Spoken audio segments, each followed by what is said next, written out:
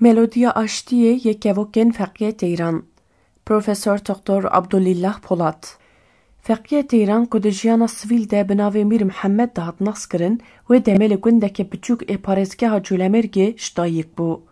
Têkiliya wî ya kur a bi xwezayê re û jêhatîbûna wî ya awarte ya biçûkan re di pênûsa wî ya edebî Feqiyê Teyran de xuya dike. Ev paşnav tê wateya xwendekarê çûkan nav ji helbestvanê Fars Ferîddîn Atar Mantiq û Teyr konferansa çûkan hatiye wergirtin û sembola têgihiştina kur a Teyran ji zimanên gerdûnî yên xweza û aştiyê ye. Wateya sembolîk a ragihandina biçûkan re bi taybetî di pêvajoya aştiyê ya îro ya di navbera Tirk û Kurdan de dikare roleke îlhamê bilîze. Helbestên Teyran ne tenê bedewiya helbestî, di heman demê de peyamên aştî û ji hev têgihiştinê jî danîn ziman. Xebata wî û wêneyê Teyrê ku bi serbestî li ser astengên çandî û zimanî difire, dikare wekî metalokek ji bo derbaskirina cudayiyan û teşwîqkirina diyalogê di navbera komên etnîkî yên cuda yên li Tirkiye were bikaranîn. Di serdemên aloziya siyasî û nakokiyên çandî de mîrateya Feqiyê Teyran weke bîrîna ku huner û xweza dikarin rola yekgirtin û dermankirinê bilîzin, diyalogên Teyran ên biçûkan re cûreyeke zimanekî gerdûnî temsîl dike ku rê dide me ku em sînoran derbas bikin û têkiliyên nû biafirînin. Ev axaftinên aştiyane yên bi xwezayê re dikarin bibin modelek ji bo vekirina rêyên nû yên ragihandin û têgihiştinê di asta siyasî û civakî de. Xebata Feqiyê Teyran a jiyanî û axaftina wê ya mecazî ya biçûkan re dikare bibe semboleke xurt a pêvajoya aştiyê ya di navbera civaka Tirk û Kurd de. Ev nîşana wê yekê ne ku cudayên bingehîn jî bi îradeya diyalog û têgihiştinê dikarin bên derbaskirin.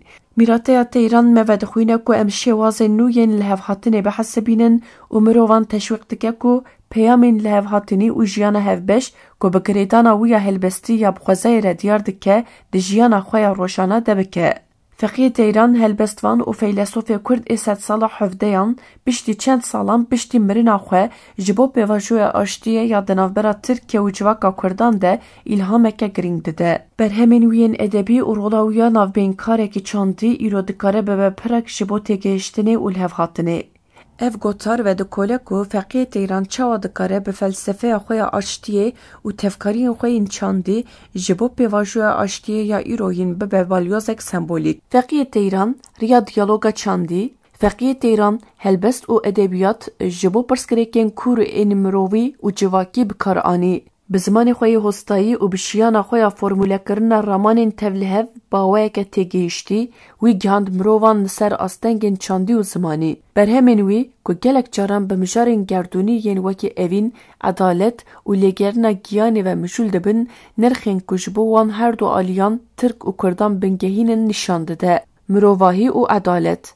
Di xebata Teyran de hêmaneke sereke dilsoziya wî ya ji bo dadmendiya civakî û hestiyariya li hember bin destane. Li herê me ku ji hêla pêvçûn û bêbaweriya demdirêj ve hatî destnîşankirin, ev mijar dikarin wekî peyamên bêalî, yekgirtî li ser bingeha daxwaza mirovahî ya hevpar a ji bo edalet û rêzgirtinê bin. Teyran ku bi xwe jî têkoşîreke mafên kesên bindest bû, dikaribû bi vî awayî wekî otorîteya exlaqî û mînaka pêwîstiya wekevî û têgihiştinê bêdîtin. Perwerde û hînkirin. Teyran balkişan ser girîngiya perwerde û zanînê wekî rêyên pêşketina kesayetî û civakî. Di demên ku nezanî gelek caran dibe sedema pêşdarazî û pêvçûnan, xebata jiyana wî ya hêza ronakbîrî û ji hev têgihiştinê tîne bîra me. İnisiyatîfên perwerdeyiyê yên li ser hînkirin û nirxên wî dikarin bibin alîkar ku nevşeknû ya Tirk û Kurd çê bibe. Amade ne ku rabirdûyê bi ser bikevin û li ser bingeha jiyana hevbeş ava bikin. Sembolîzma ji bo pêşerojeke hevpar. Qabiliyeta Teyran a ji bo danûstandina li ser sînorên çandî wî dike sembolek îdeal a li hevhatina etnîkî.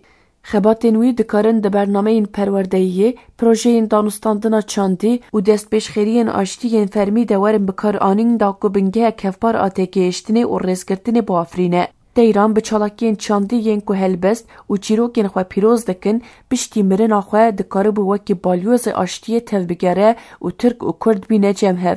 خلاصی پرنسیب و خباتین چاندین فقیه تیران جبو پیواجه آشتی یا دناوبرا ترکیه و جواکین کرده تیگیشتن و ریین گرینگ پیشکشتکن. میراته آویا ویجهی نرخین گردونی مرووی، عدالت و پروردهی پرنسیبین کجبو تیگیشتن و دانستاندن دناوبرا کومین جداین اتنیکی و چاندی ده بنگهین تیره حسباندن. تیران وکی سمبولا دانستاندن چاندی و رامان مرووی دکاره رولک بنگهین دهولدانین آشتیگین ایروین دبلیزه. به الهام کرنا جواکان جبو درباس کرنا ناکوکین کور بریا دیالوگ و لگرین چاندی هفپار. برهمن هنرین تیران جدبیات ویدترین او تیگیشتنک لسر جیانک کور و مدلین بهور جیانی و آشتی پیشکشتکن کو ددمین ایروین دجی دکارن بین سپاندن. به تولیه کرنا هلبستا تیران ده برنامه این پروردهی ده ارگانیزه کرنا اتولیه این کجبو رامانین وی هاتنه وقتاندن و به برنامه این پیوگوهرتنا چاندی خباتا وی دکاره به کاتالیزاتورک جبو لحو هاتنه. وان چالاکیان دکارن جبو کم کرنا به باوری و پیشتارازی ببن آلیکار